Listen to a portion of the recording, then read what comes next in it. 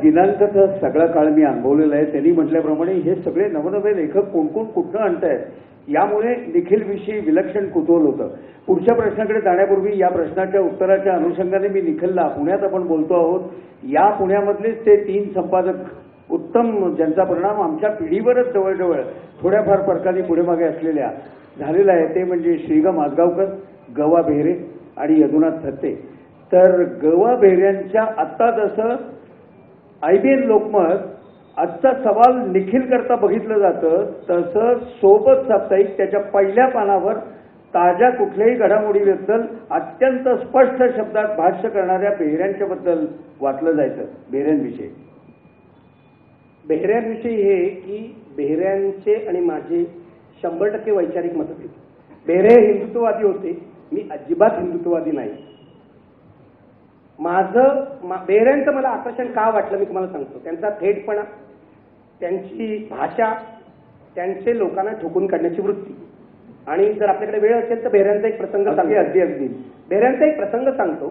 सोबतमध्ये बेहऱ्यांनी अग्रलेख लिहिला होता, सेनापती की शेणपती. हा कोणाविषयी असेल मला सांगायची गरज नाही, मला पुन्हा मार खायचा नाही. हा अग्रलेख लिहिला आणि काय व्हायचं ते झालं. सोबतचा वर्धापन दिन होता बालमोहन शाळेमध्ये. बेहरे त्यांचे लेखक माधव मनोहर अनेक वर्ष सोबतमध्ये कॉलम लिहायचे आणि खूप लोकप्रिय होता नाटकावर. त्यांचे लेखक नाटकावर लिहायचे ते. त्यांचे लेखक माधव मनोहर यांच्या घरी गेले होते. बालमोहनच्या बाजूलाच ती गल्ली आणि तिथेच माधव मनोहर राहायचे. दोघं चालत आले. बालमोहनच्या कोपऱ्यावर एक किराण्याचं हॉटेल होतं आणि बेहऱ्यांवर हल्ला झाला. हल्ले करणारे अर्थातच सेनापतींचे अनुयायी होते. मी तुम्हाला सांगतो, बेहऱ्यांचे सगळे कपडे फेडले, पूर्ण कपडे फेडले. तुम्ही होता तिकडे. बेहऱ्यांचे संपूर्ण कपडे फेडले. माधव मनोहरांना पण मार बसला. पण हा बेहरे नावाचा संपादक इतका बहादर होता. आता असं झाल्यावर कोणी घरी गेला असता, कपडे बदलले असते, काहीतरी केलं असतं, किंवा उपचारासाठी दवाखान्यात गेला असता एवढा मार खाल्ल्यावर. बेहऱ्याने कोणीतरी लुंगी फेकली. बेहरे, कारण बेहरे 6 फूट उंच, तुम्हाला माहिती आहे पुणेकरांना सगळ्यांना, आणि अशा माणसाचे कपडे फेडल्यावर काय होईल बघा तुम्ही. त्यामुळे ते झालं होतं. तर कोणीतरी लाजे काजेवर एक लुंगी फेकली बेहऱ्यांच्या अंगावर. ती लुंगी बेहऱ्यांनी गुंडाळली आणि ते बालमोहन शाळेत बाजूला असलेल्या गेले आणि त्यांनी तशा अवस्थेमध्ये सोबतचा वर्धापन दिन साजरा केला आणि ज्यांच्यावर त्यांनी अग्रलेख लिहिला होता त्यांना चोख उत्तर दिलं. हा बेहरे माझा आहे. हा बेहरे माझा आहे. कारण ही मराठी संपादकांची परंपरा आहे. आचार्य अत्र्यांवर हल्ला झाला, बेहऱ्यांवर हल्ला झाला, माधव गडकरींवर हल्ला झाला. हमला चाहे जितना होगा हात हमारा नाही उठेगा, हे आम्हाला जेपीनी शिकवलं. मी तुम्हाला सांगतो, हल्ल्याने तुम्ही माणसाला मारू शकत नाही. विचारांचा मुकाबला विचारांनी केला पाहिजे, हे बेहऱ्यांसारख्या माणसांनी आम्हाला शिकवलं. आणि लोकशाहीमध्ये बेहऱ्यांशी मतभेद असले तरी काय हरकत नाही. आपल्याशी सहमत नसलेल्या माणसाचा आपण वाचतो आहोत आणि त्याचा आनंद घेतो आहोत, हे खूप असतं. बेहऱ्यांसारखं तुम्हाला सांगतो, कुमार केतकरांचं लिखाण त्यांच्या शैलीसाठी मला आवडतं. बरोबर. त्यांची भूमिका मला अजिबात मान्य नाही. नंतरच्या टप्प्यावरच्या संपादकांकडे स्वतंत्रपणे आपण बोलूया. पण बेहऱ्यांकडून मी धडाडी घेतली, एवढंच सांग. बेहऱ्यांच्या पाठोपाठ मी आणखीन एक मात्र या उल्लेख झालाय म्हणून, श्रीग माजगावकरांची पत्रकारिता काहीशी ते स्वतः फोकसमध्ये न येता नेहमी पडद्यामागे राहून यांनी जशा नव्या नव्या लेखकांना आणलं, तसं माजगावकरांनी सुद्धा नवनव्या लेखकांना लिहायला प्रवृत्त केलेलं आहे. त्या माजगावकरांबद्दल, श्रीग माजगावकर हा मराठीतला आतापर्यंतचा सर्वोत्कृष्ट संपादक आहे असं माझं मत आहे. श्रीग महाराष्ट्राचे संपादक नसतील, सकाळचे तर अजिबात नसतील, लोकसत्तेचे नसतील किंवा मोठ्या पेपरचे नसतील, पण श्रीग माजगावकरांनी साप्ताहिक माणूसमधून जे प्रयोग केले त्या काळामध्ये, तो न्यूज विकलीचा काळ नव्हता, वृत्त साप्ताहिकाचा काळ नव्हता. पण आम्ही माणूसच्या पहिल्या पानावर वाचत होतो 11 कोटी गॅलन पाणी. आम्ही मराठीमध्ये तेव्हा 3 अनिल बरे होते, म्हणजे 3 अनिल चांगले होते. एक अनिल अवचट, अनिल बर्वे आणि अनिल सत्ते. त्याच्यातले अनिल सत्तेंचं काय झालं हे सोडून द्या, पण त्या काळामध्ये अनिल सत्ते चांगलं द्यायचे, हे लक्षात घ्या. भ्रमरागडची भ्रमणगाथा नावाचं बाबा आमच्या पहिला परिचय त्यांनी करून. तर माजगावकरांनी असे लेखक आणले. माजगावकरांनी आम्हाला फिडेल सांगितला, माजगावकरांनी आम्हाला चे गवेरा सांगितला, माजगावकरांनी अरुण साधूंच्या मुखातून आम्हाला माओ सांगितला, माजगावकरांनी योद्धा शेतकरी असलेला शरद जोशी पण सांगितला. आणि माजगावकर हा असा संपादक होता की माजगावकरांच्या अगदी विरुद्ध विचाराचा लेखक असला तरी सुद्धा त्या लेखकाला त्या माणूसमध्ये सन्मानाचं स्थान मिळायचं, हे लक्षात घ्या. माजगावकर हे संघ संस्कारातले होते. माजगावकरांची चर्चा करताना अनेक वेळा अशी चर्चा व्हायची ज्याच्यामध्ये मतभेद व्हायचे, पण लोकशाहीमध्ये स्वतःच्या विरोधी विचाराच्या माणसांचं ऐकून घेणं आणि त्याला प्रतिष्ठा देणं या इतका महत्वाचा संस्कार दुसरा नाही, तो माझगावकरांनी मला दिला. माझगावकर हे त्यांच्या कामाचं असं आहे, आपल्या मराठी समाजाचा प्रॉब्लेम असा आहे की त्या मराठी समाजाला स्वतःच्याच माणसांचं कौतुक वाटत नाही. त्यामुळे आज माझगावकरांच्या नावाचा एकही पुरस्कार मला दिसत नाही मराठीमध्ये. आपण लोकमान्य टिळकांचा पुरस्कार देतो, आचार्य अत्रेंचा देतो, इतरांचा देतो, पण माझगावकर जे समकालीन होते त्यांच्या नावाचा एकही पुरस्कार नाही. आणि ज्यांनी नव्या पत्रकारितेमध्ये असंख्य प्रयोग केले, त्यांनी लागून करून लिहून घेतलं. पुष्पा भावे तेव्हा नाटकाचा कॉलम द्यायचा माणूसमध्ये आणि इतका उत्तम अंक काढायचे ते. माझं म्हणणं आहे की संपादक कसा असावा. माझगावकरांनी स्वतः खूप कमी लिहिलं. आम्ही त्यांना विचारतो, श्रीगत तुम्ही कमी लिहिता, आपल्याला लिहून घ्यायचं असतं, संपादकाला लिहून घ्यायचं असतं. हे जे आहे ना, संपादकाने लिहून घ्यायचं असतं, हे श्रीगंनी केलं. माझ्यामध्ये मराठीतला श्रीग माझगावकर इतका उत्कृष्ट संपादक होता की त्यांची दुसऱ्या कुणाशी तुलना होऊ शकत नाही. मराठी समाजाकडून हे राहून गेलंय. श्रीगंचं ऋण आम्हाला फेडायचं आहे, ते कुणीतरी करायला पाहिजे, निदान हे पुण्यात तरी व्हायला पाहिजे. नक्कीच. या नंतरच्या टप्प्यावर किर्लोस्कर परिवाराच्या वतीनं मनोहर नावाचं साप्ताहिक युवकांसाठीचं म्हणून साप्ताहिक काढण्यात आलं. काही काळ, फारसा रमला नाही, पण काही काळ मी मनोहर सोडल्यानंतरच्या टप्प्यात निखिल मला वाटतं मनोहरमध्ये जॉईन झाला. तर तिथली सगळी ज्या पद्धतीची पत्रकारिता होती ती आधीची ही पार्श्वभूमी असताना कसं काय तिथे तू काही काळ तरी रमू शकलं? मनोहरमध्ये मी खूप कमी काळ होतो, 3-4 महिनेच होतो. आणि मी दिनांक सोडलं 1982 साली. आणि मला एक दिवस शांताबाई किर्लोस्करांचा फोन आला की तू पुण्याला निघून ये, आमच्याकडे संपादकाची जागा आहे, तू इथून काम कर. मी पुण्याला आलो तर मी बघितलं की इथे विद्याबाळ स्त्रीच्या संपादक होते, अमो मराठे किर्लोस्करचे संपादक होते आणि महाबळ मनोहरचे संपादक होते. मला इथे कळेना मी काय करणार आहे. मी खूप दिवस इथे बघितलं. शांताबाई मुकुंदराव मला म्हणायचे, अरे बाबा थांब तू जरा, होईल, महाबळ जात आहेत किंवा काही त्यांचं महाबळांचं होत असेल, आपल्याला माहित नाही, मी याच्या शिरत नाही. आणि फडके म्हणून त्यांचे जनरल मॅनेजर होते. पण मी 3 महिने झाले तरी महाबळ स्वतःचं काम करत होते, बाकीचे लोक स्वतःचं काम करत होते. आणि त्या किर्लोस्करमध्ये मला पगार मिळत होता, पगार ते देणार होते, पण मला काम काहीच नव्हतं, काम काहीच दिलं नव्हतं. मला एक दिवस शांताबाईंनी बोलवलं आणि सांगितलं, वागळे तुमचं सामाजिक काम खूप चांगलं आहे, आपण महाराष्ट्रातल्या सामाजिक कार्यकर्त्यांची परिषद भरवूया, त्याच्यात तुम्ही पुढाकार घ्या. मी म्हटलं मी हे करणार नाही, मी ते संपादक म्हणून आलोय, मला संपादनाचंच काम करायला आवडेल. पण मला खरं आमच्या ज्येष्ठ होत्या विद्या बाळ, ज्याच्याविषयी मला नितांत आदर आहे, त्यांनी मला एक दिवस बोलून सांगितलं, निखिल तू एक लक्षात घे, एका म्यानामध्ये 2 तलवारी राहू शकत नाही, एका संपादकाला काढल्याशिवाय दुसरा संपादक येऊ शकत नाही. मला एरवी सुद्धा पुण्याचा कंटाळा आला होता. याचं कारण मी तुम्हाला सांगतो, 82 सालचं पुणे खूप वेगळं होतं आत्तापेक्षा. आता पुण्याला एक वेग आलेला आहे, पुणे फुलतंय, बहरतंय. काही लोकांना त्याच्याविषयी वाईट वाटतं, पण मला वाटत नाही, कारण हळूहळू पुणे मुंबईसारखं होते. त्यावेळेला पुण्यामध्ये काहीच घडत नव्हतं. म्हणजे मी सकाळी 10 वाजता मुंबईहून डेक्कन एक्सप्रेसने यायचो. किर्लोस्करचा प्रेस तिथे स्वारगेटला होता, शहराबाहेर, तुला माहितीये, तू काम केलेलं आहे, शहराबाहेर. तिथं सगळं 11 वाजेपर्यंत शांतच असायचं. मग लोक यायचे, चहा प्यायचे, पान सुपारी खायचे आणि मग जमलं तर थोडंसं काम करायचे. थोडंसं म्हणजे एखादं पान वाचायचं आणि पुन्हा चहा प्यायला जायचं. आणि मग 1 वाजता पुन्हा जेवायला जायचं. मग ते परत येईपर्यंत पुन्हा पान सुपारी येऊन दुपारची वेळ व्हायची. मग दुपारचा चहा, संध्याकाळी 5 वाजले की आम्ही घरी. या पद्धतीच्या कामाची मला सवय नव्हती. मी संध्याकाळी परत मुंबईला जायचो. मी ते लोकमान्य नगरमध्ये पेइंग गेस्ट म्हणून राहत होतो. आणि तुम्हाला आश्चर्य वाटेल, माझा जो पार्टनर होता तो कोण होता? अनिल अवचटचा लहान भाऊ भरत अवचट, तो माझा पार्टनर होता. तिथे मी 1 महिना राहिलो. पण मला पुण्याचं जमलं नाही. पुण्याची माझा वेग वेगळा होता. मला रोज कुठेतरी जाऊन डोकं आपटायची सवय होती, कुठेतरी जाऊन संघर्ष करायची सवय होती. त्या मनाने त्या काळातलं पुणे फार थंड होतं. त्यामुळे मी मुंबईला परत गेलो. आणि परत गेलो हे बरंच झालं. मी मे 1982 ला मुंबईला परत गेलो. शांताबाईंना सांगितलं, शांताबाई मला तुम्ही सोडा, हे काय होणार नाही, आपलं जमणार नाही. आणि मी परत गेलो आणि 82च्या दिवाळीमध्ये अक्षर सुरू केलं. अक्षर हा एक अगदी वेगळ्या पद्धतीचं वार्षिक अंक सुरुवातीला त्यांनी सुरू केला. दिवाळी अंक त्याचं सुरुवात झाली होती आणि पुढे अक्षर प्रकाशनही आलं. माझ्या आठवणीप्रमाणे निखिलच्या आयुष्यातली पुढे असंख्य कोर्ट कचेऱ्याला तो सामोरा गेला. पण निखिलच्या आयुष्यातला पहिला दावा त्याच्यावर म्हणजे नोटीस जी येते ती बहुतांशी अक्षरच्या पहिल्या दिवाळी अंकातल्या माझ्या लेखाने झाली होती. बरोबर आहे, तुझ्यामुळेच मला नोटीस आली होती. अरे माझ्या लक्षात नव्हतं इतकं वर्ष. बरोबर आहे, माननीय सुधीर गाडगे यांच्यामुळेच मला वकिलाची नोटीस आली होती. आणि कोणी दिली होती जरा सांगून टाक. आणि दिलेला पण आमचा मित्र होता सुरेश अलुरकर, दुर्दैवाने आपल्यामध्ये नाही, पण कॅसेटची दुनिया नावाचा लेख लिहायचा होता. आणि लिहिताना आम्ही सगळे त्या याच्यामध्ये लिहायचं ते स्पष्ट सगळं असेल ते मित्र असो वा कोणी स्पष्टपणे लिहायचं म्हणून तसं लिहिलं गेलं. आणि त्यातनं आमच्यावर 5 लाख रुपयाच्या वपूंची मुलाखत होती. वपू व्यंकटेश माडगुळकर, शंकर पाटील. आणि त्यांनी खरंच सांगितलं होतं की अलुरकरांनी आम्हाला रॉयल्टी दिली नाही. होय होय, हे त्यांनी लिहिलेलं मी स्वच्छपणाने अलुरकरला रोज भेटत असतानाही छापलं, आपलं दिलं, लिहून दिलं. आणि ते निखिलनी पण तितक्याच स्वच्छपणाने छापलं. आणि ऐन दिवाळीच्या दिवशी आम्हाला नोटिसा आल्या.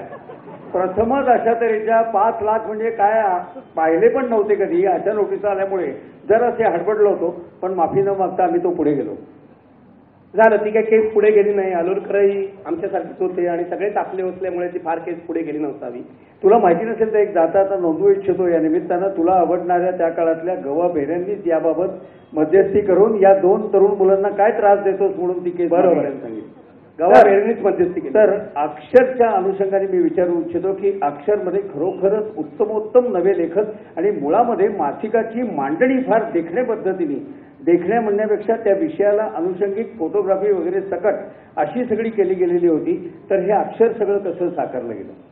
अक्षर 1982 साली निघाला तेव्हा मराठी दिवाळी अंकांची एक मोठी परंपरा होती. म्हणजे जवळजवळ 90 वर्षांची परंपरा झालेली होती.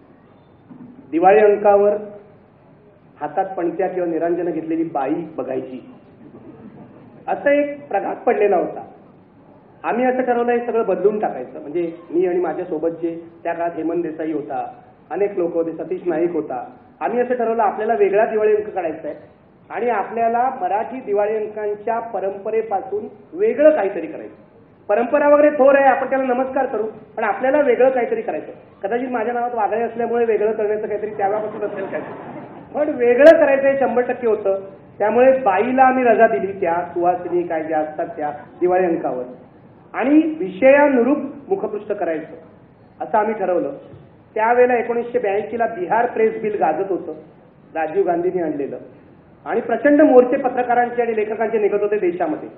त्यामुळे आम्ही अभिव्यक्ती स्वातंत्र्यावर कव्हर केलं. माझा चित्रकार इथे सदाशिव पेठेत नाही, नागनाथ पाराजवळ संजय पवार, आज जो मराठीतला यशस्वी पटकथाकार आहे, हा माझा 14 वर्ष चित्रकार होता. मला अभिमान आहे याचं, कारण तो तिथे एका लॉजवर वर राहायचा, गच्चीवर, आणि तिथे मी जाऊन त्याच्याकडून चित्र काढून घ्यायचो अक्षरची. तर असा अक्षर निघाला आणि माझ्या मनात एक होतं की लेखक कुणाकडून तरी उसनं घेऊन लिहितात. त्यावेळेला उपराचा प्रयोग झाला होता, बलुतचा प्रयोग झाला होता. ज्यांनी अनुभवलाय त्यांनीच का लिहू नये, हे माझ्या मनात होतं. म्हणजे लेखकांनी कुणाचं तरी ऐकून लिहिण्यापेक्षा जो अनुभवतोय त्यांनी लिहिलं तर त्याला एक खोली येईल आणि त्याचा दर्जाही वाढेल. मी प्रयोग केला. तुम्हाला आठवतंय त्यावेळेला घाशीराम कोतवाल हे नाटक खूप गाजलं होतं. मी कृष्णदेव मुळगुंदांना शोधून काढले, ते इथेच राहायचे, तुला माहिती आहे, लिमयवाडी. हा, लिमयवाडीमध्ये राहायचे बाजूला. आणि मी जब्बार पटेल किंवा विजय तेंडुलकरांकडून लेख घेतला नाही. घाशीराम मधल्या नृत्यांवर मी कृष्णदेव मुळगुंदांकडून लेख घेतला. आणि काही लोकांचं तर असं होतं त्यांना लिहिता येत नव्हतं. मी त्यांना म्हटलं तुम्ही बोला, आम्ही लिहून घेतो. शब्दांकन केलं. अशा प्रकारे महाराष्ट्रामध्ये ज्यांनी ज्यांनी लिहिलं नव्हतं, म्हणजे मी मला आठवते त्या पहिल्या अंकामध्ये निष्पर्ण वृक्षावर भर दुपारी ही कादंबरी कशी जन्मली यावर हमो मराठ्यांनी लिहिलं आणि नंतर त्याची प्रस्तावना झाली पुस्तकाची. ते अक्षरच्या दिवाळी अंकातून निघालं. असे विविध प्रयोग केले आणि मला असं वाटतं अजूनही अक्षर चालू आहे. मीना कर्णिक त्याचे संपादक आहे. आता मी काही बघत नाही, हे लोकांना खोटं वाटतं. जरी ती माझी बायको असली तरी मी कोणतीही ढवळाढवळ त्याच्यात करत नाही. मला एक सांग की अक्षरच्या या वार्षिकांचं सोडून दे, पण अक्षर प्रकाशन म्हणून सुद्धा फार उत्तमोत्तम वेगळ्या धर्तीची पुस्तकं अक्षरनी आणली. तर त्यातले काही याची माहिती, त्याच्यामध्ये सुद्धा हाच विचार होता की वेगळ्या लोकांकडून लिहून घेणं. उदाहरणार्थ तुम्हाला सांगतो, दिलीप प्रभावळकरांनी कधी एकांकिका पलीकडे काही लिहिलं नव्हतं. मी दिलीप प्रभावळकरांना माझ्या षटकारमध्ये क्रिकेटवर कॉलम लिहायला सांगितला आणि त्यांनी तो 5 वर्ष सातत्याने लिहिला. त्याची गुगली म्हणून आता पुस्तकं बाजारात आली आहे, तुम्ही बघा. दिलीप प्रभावळकरांसारख्या माणसाकडून लिहून गेलं. मी नानाकडून लिहून घेतलंय, म्हणजे बघ नानाकडून लिहून घेणं किती कठीण आहे माहितीये तुला. एन चंद्रानी माझ्यासाठी कॉलम लिहिलेला आहे. अनेक लोकांकडून मी लिहून घेतलं. आणि सगळ्यात महत्वाची गोष्ट म्हणजे जो आमचा मित्र आज राहिला नाही, वारला याच वर्षी, गौतम राज्याध्यक्ष. गौतम राज्याध्यक्ष नंतर चंदेरीच्या निमित्ताने आले, पण गौतम राज्याध्यक्षाचं लिखाण मराठीमध्ये आणणं हे मला वाटतं संपादक म्हणून माझं काम होतं, ते मी केलं. सगळ्यात महत्वाची गोष्ट, जी पुस्तकं मी काढली तू विचारली, मी एक लेखक जो वारला, मनोहर कदम, यदी फडक्यानंतर मराठीमध्ये जे कमी संशोधक चांगले आहेत त्यापैकी हा होता. हा तरुण वयात वारला. नारायण मेघाजी लोखंडे यांचं चरित्र त्यांनी लिहिलं, आम्ही ते लिहून घेतलं. तोपर्यंत मराठी पत्रकारितेच्या परंपरेमध्ये टिळक आगरकरांचं नाव घेतलं जातं, पण त्यांचे समकालीन असलेल्या लोखंडेंचं नाव कधी घ्यायचं नाही. लोखंडे हे भारतातल्या पहिल्या युनियनचे लीडर होते. गिरणी कामगारांची पहिली युनियन त्यांनी बांधली, तरी मराठी इतिहासामध्ये त्यांना कोणतंही स्थान नव्हतं. ते महात्मा फुल्यांच्या दीनबंधूचे संपादक होते आणि टिळक आगरकरांचे समकालीन होते, तरी मराठीतल्या कोणत्याही पत्रकार संघामध्ये त्यांचा फोटो नव्हता. मनोहरनी त्यांचं चरित्र लिहिलं, मी ते प्रसिद्ध केलं आणि आज मला अभिमान वाटतो महाराष्ट्रातल्या अनेक पत्रकार संघांमध्ये टिळक आगरकरांच्या बरोबरीने लोखंडेंचा फोटो लागलेला आहे. म्हणजे इतिहासात काढलेली अशी असंख्य माणसं आहेत. मी ते व्यंगचित्रांचं पुस्तक काढलं, म्हणजे त्याच्यामध्ये तर बाळासाहेब ठाकरेंनी स्वतः लिहिलं, प्रशांत कुलकर्णींनी संपादित केलं. निवडक मराठी व्यंगचित्र असं ते पुस्तक आहे. त्याच्यामध्ये मराठीतल्या बहुसंख्य व्यंगचित्रकारांची व्यंगचित्र आणि त्यांच्या भूमिका आहे. हे महत्वाचं पुस्तक आहे. अशी अनेक पुस्तकं, म्हणजे आता तर 150हून जास्त पुस्तकं झालेली आहेत. त्यामुळे मला असं वाटतं की जे सर्वसाधारणपणे प्रकाशक करत नाही, काढत नाही, ते काढायचं आणि ते लोकांपर्यंत पोहोचवायचं. या पुस्तकांच्या बरोबरच अक्षरची आणखीन एक उत्तम गोष्ट म्हणजे चंदेरी आणि षटकार या दोन नियतकालिकांचं मराठीमध्ये येणं. चंदेरीच्या निमित्तानं सिनेमाचं तोपर्यंत इंग्रजीमध्ये फिल्मफेअर किंवा अन्य इंग्रजी नियतकालिकांमध्ये येणाऱ्या गोष्टीची मराठी भाषांतर छापण्यापुरतंच मराठीतलं सिनेमाच्या वार्तांकनाचं स्वरूप होतं. इथे ताजी माहिती, ताज्या गाठीभेटी घेत गौतमच्या मदतीने असेल, अन्य कोणाच्या मदतीने असेल, ते निखिलनी सांगावं की चंदेरी एवढा मराठीमध्ये आणण्याची मूळ संकल्पना आणि ती लोकप्रिय करण्यामध्ये काय काय पद्धतीनं विचार केलेला होता. आणि षटकार क्रीडा विषय, चंदेरीच्या आधी षटकार म्हणजे 1982 साली अक्षर आलं, 1983 ला आम्ही षटकार काढला आणि 1985 ला चंदेरी. चंदेरी काढायला कारण असं झालं, 1983 ला वर्ल्ड कप झाला होता आणि भारत जिंकला होता. देशामध्ये पहिल्यांदा इतकं मोठं उत्साहाचं आणि जल्लोषाचं वातावरण होतं आणि त्यावेळेला मराठीमध्ये एकच क्रीडा साप्ताहिक होतं, घोरपड्यांचं क्रीडांगण. प्रेस्टिज प्रकाशन इथे अलका टॉकीच्या समोर कोपऱ्यावरून निघायचं. ते बघितल्यावर ते इतकं निरसपणे काढलं जात होतं आणि त्याच्यामध्ये बाल ज पंडित वगैरे माणसं लिहित होती. त्यांचा खरोखर क्रीडा विश्वाशी लांबूनच संबंध होता. माझा एक मित्र आहे द्वारकानाथ संगिरी, ज्याचा मी उल्लेख केला मगाशी, तो आमच्याकडे लिहायचा दिनांमध्ये, तो त्यांच्याकडे लिहायचा. मी एक दिवस घोरपड्यांकडे गेलो आणि घोरपड्यांना म्हटलं, घोरपडे, टेक्नॉलॉजी बदलली, सगळं जग बदललं, आपण वर्ल्ड कपही जिंकला, क्रीडांगण तरी बदला ना तुम्ही, क्रीडांगण काय जुनच काढताय तुम्ही. घोरपड्यांनी माझं ऐकलं नाही. माझं जेव्हा लोक ऐकत नाहीत ना तेव्हा माझं डोकं फिरतं. मी सत्य सांगतोय ना की हे वाईट आहे, बदला, आणि मग मी ते ठरवतो मी स्वतःच काढायचं. घोरपडे नाही म्हणाले. मी त्यांना म्हटलं, मी तुम्हाला सर्व मदत करतो, तुम्ही काढा, कारण टेक्नॉलॉजी बदलली आहे, लेखकांचा दर्जा बदलला आहे, लेखक बदलले आहे. आपण इंग्लिशमधल्या लेखकांना मराठीत लिहायला लावू, ट्रान्सलेट करत मी त्यांना सांगितलं. ते म्हणाले, तुम्ही वागळे, तुम्ही मुंबईत राहून मदत करा. काय मदत करा तर हे संगरी वगैरे लिहितात ना, त्यांचे लेख आम्हाला एडिट करून द्या वगैरे वगैरे तसं. मी म्हटलं, हे सगळं मी करीन, पण मला माहिती आहे बिन पैशाचं काम आहे आणि बिन पैशाच्या कामामध्ये अजिबात रस नाही. म्हटलं, मला, मी एक प्रोफेशनल पत्रकार आहे, मी जे बुद्धी लावीन त्याचा मोबदला मला मिळाला पाहिजे. त्यांनी काय ऐकलं नाही. म्हणजे त्यावेळेला पुण्यातली परिस्थिती काय होती सुधीर तुला माहिती, लेखाला सुद्धा 50 रुपये मिळताना मारामार यायची, अशी परिस्थिती. त्यांनी ऐकलं नाही. मी माझा पुन्हा अक्षरमध्ये मित्रांचा ग्रुप होता सगळा, आणि आम्ही सगळे तरुण आणि सगळे मी सोडून सगळे नोकऱ्या करणारे होतो. त्यामुळे मी त्यांना सांगितलं, आपण आता एक क्रीडा साप्ताहिक काढायचं. आणि मग सप्टेंबर महिन्यात षटकारचा जन्म झाला. षटकार या क्रीडा साप्ताहिकाचा जन्म झाला आणि मी तुम्हाला सांगतो, षटकारनी सगळी गणितं बदलली. आम्ही रंगीत छापायला सुरुवात केली. द्वारकानाथ संगिरी, मकरंद वांगणकर, उमेश काटलेकर हे आमचे इतके होते. संजय कराडे आणि आता पुण्यातला जो मोठा क्रिकेट लेखक आहे सुनंदन लेले, त्यांनी सुद्धा माझ्याकडे सुरुवात केली. क्रिकेटपटूला संपादक करण्याचं, क्रिकेटपटूला संपादक करण्याची आयडिया आम्ही काढली. कारण त्यावेळेला सेलिब्रिटी संपादक मराठीत नव्हते. आणि सुनील गावस्कर कसला तरी संपादक झाला होता इंग्रजीमध्ये. तर माझ्या डोक्यात आलं ही आयडिया काय वाईट नाहीये. सेलिब्रिटीला संपादक केल्यामुळे लोकांना असं वाटेल की हा सेलिब्रिटी याच्यामध्ये लिहित असेल. खरं तर सेलिब्रिटी फारसं लिहित नव्हते. पण जेव्हा मी संदीप पाटीलला संपादक केला आम्ही, तेव्हा त्याला जाऊन सांगितलं तुला लिहावं लागेल. संदीप पाटील तेव्हा TIM टीम लिहायचा. संदीपला विचारायचं, ठीक आहे म्हटलं तू TIM टीम लिही, मला काही फरक पडत नाही, मी बरोबर करून घेतो, पण तुझा अनुभव हा तिथे आला पाहिजे, ते खरे पण आलं पाहिजे. आणि नंतर संदीप खरोच मनापासून लिहायला लागला. त्याचं मराठी सुधारलं, इंग्रजी सुधारलं. पण संदीप पाटील सुद्धा संपादक कसा झाला याचा किस्सा आहे, सांगू का? त्याच करता मी आठवण. संदीप पाटील संपादक कसा झाला मी तुम्हाला सांगतो. आमचा पहिला संपादक होता दिलीप वेंगसरकर, ज्याला आम्ही संपादक केला होता, ज्याचं कॉन्ट्रॅक्ट आम्ही साईन करणार होतो. सगळं ठरलं आणि दिलीप वेंगसरकरचं डोकं फिरलं.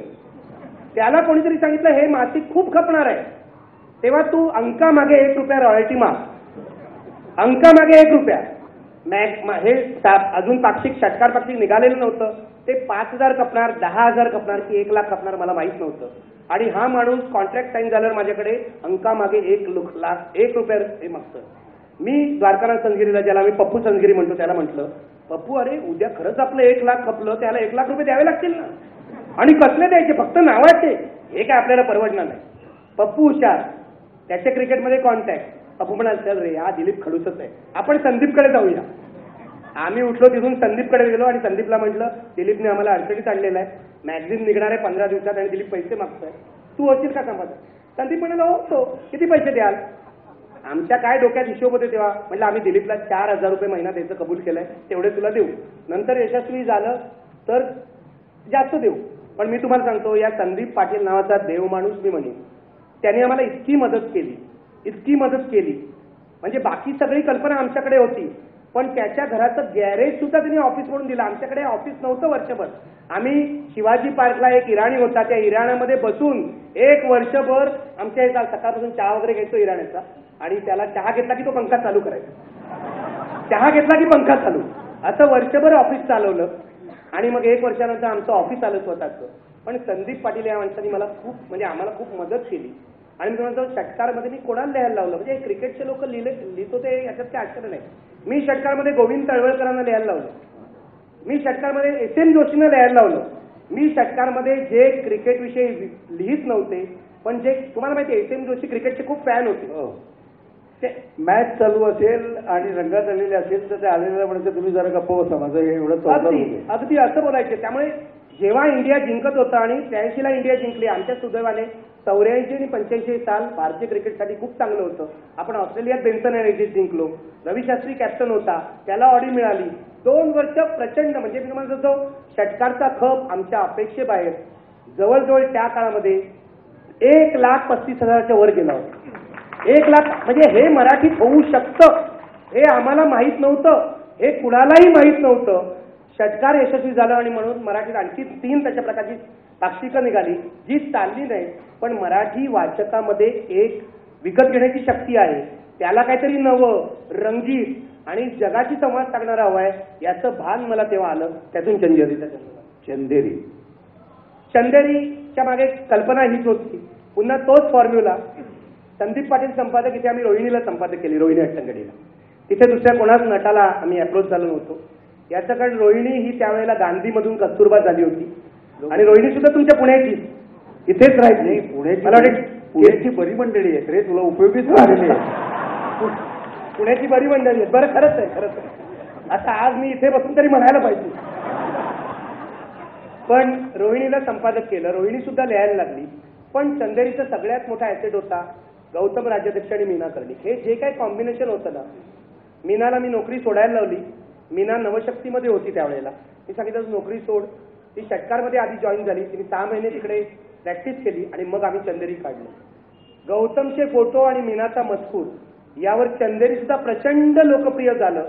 म्हणजे 1985 ते 1995 हा 10 वर्षाचा काळ हा चंदेरीच्या वैभवाचा काळ होता. आणि अमिताभ बच्चन जेव्हा कुणालाही मुलाखत द्यायचा नाही तेव्हा त्यांनी गौतम आणि मीनाला मुलाखत दिली. गौतमच्या असण्याचा चंदेरीला सर्वाधिक ताजा मजकूर मिळण्याकरता मला वाटतं उपयोग झाला. नाही, गौतम राज्याध्यक्ष हा माणूस, म्हणजे मी संदीप पाटीलला जर देव माणूस म्हणेन तर गौतम त्याच्या पलीकडचा होता.